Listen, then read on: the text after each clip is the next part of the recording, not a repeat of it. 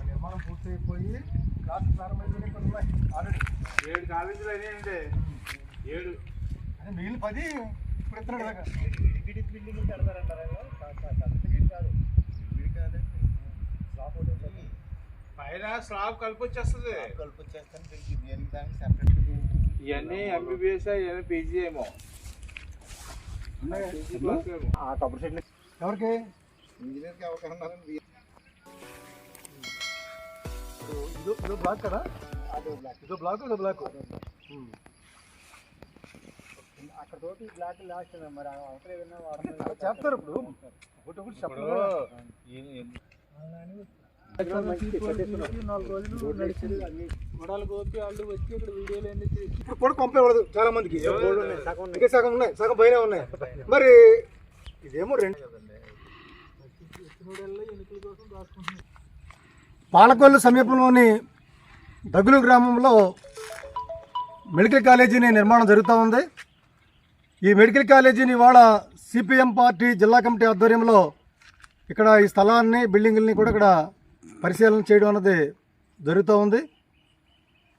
అయితే ఇవాళ ఇక్కడ మొత్తం మీద 60 ఎకరాల భూమిని దగ్గులు గ్రామంలో గత ప్రభుత్వం సేకరించింది.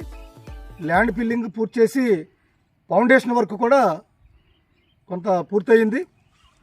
అయితే గత సంవత్సరాల కాలంగా ఏదైతే ఈ ప్రభుత్వం అధికారులకు వచ్చిందో, ఈ ప్రభుత్వం అధికారులకు వచ్చిన తర్వాత మొత్తం ఈ పనులన్నీ కూడా ఎక్కడెక్కడ ఆగిపోయినట్టుగానే కనపడుతుంది. అంటే అంతకుముందు సంవత్సరం పాటు మాత్రమే పని నడిచింది.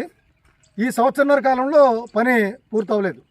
అక్కడ బోర్డు పెట్టారు, 25 ఆగస్టు 2 తారీఖు కల్లా 30 నెలల్లో మొత్తం వర్క్ పూర్తి చేస్తామని చెప్పేసి బోర్డు పెట్టారు.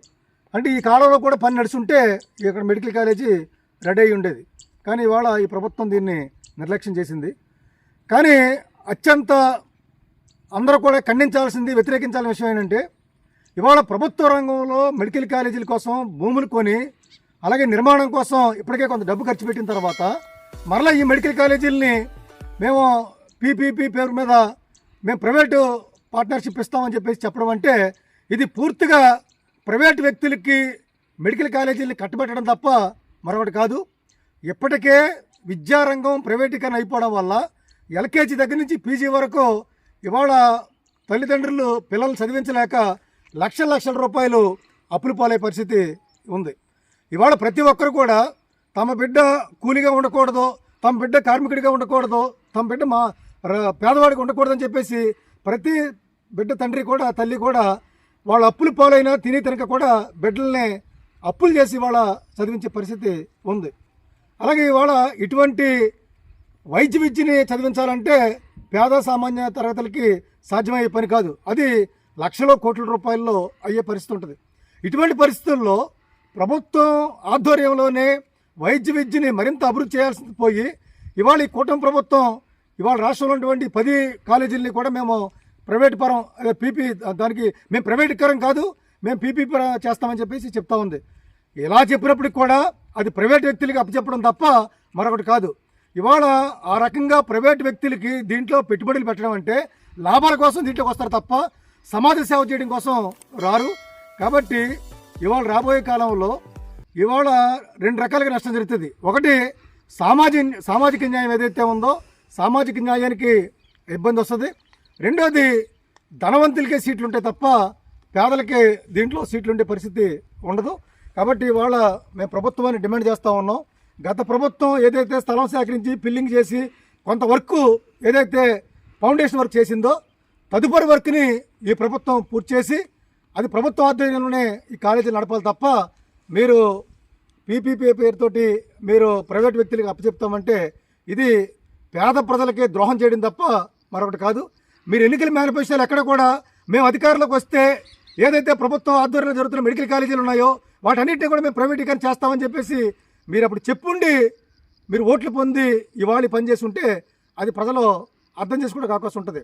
మీరు మేము పెన్షన్ ఇస్తాము, లేకపోతే మహిళలకి బస్సు ఎక్కిస్తాము, లేకపోతే 3,000 రూపాయలు నిరుద్యోగ భృతి ఇస్తాము, దాంతోపాటుగా ప్రతి ఆడబిడ్డకి కూడా 19 ఏళ్ళ దగ్గర నుంచి 60 ఏళ్ళ లోపు 59 ఏళ్ళ లోపు ఉన్న వాళ్ళందరికీ కూడా నెలకి 1500 రూపాయలు ఇస్తామని చెప్పేసి మీరు వాగ్దానం చేశారు.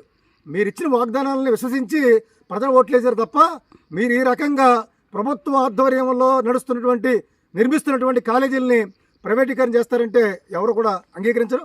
కాబట్టి ప్రభుత్వం ఏదైతే ప్రైవేటు వ్యక్తులకు అప్పచెప్పాలని నిర్ణయం ఉందో దాన్ని తక్షణమే ఉపసంహరించుకొని ప్రభుత్వమే నిధులు కేటాయించి ఈ నిర్మాణం చేపట్టి ప్రభుత్వ రంగంలోని వైద్యాన్ని అందించాలని చెప్పేసి ఈ సందర్భం మేము డిమాండ్ చేస్తూ ఉన్నాం.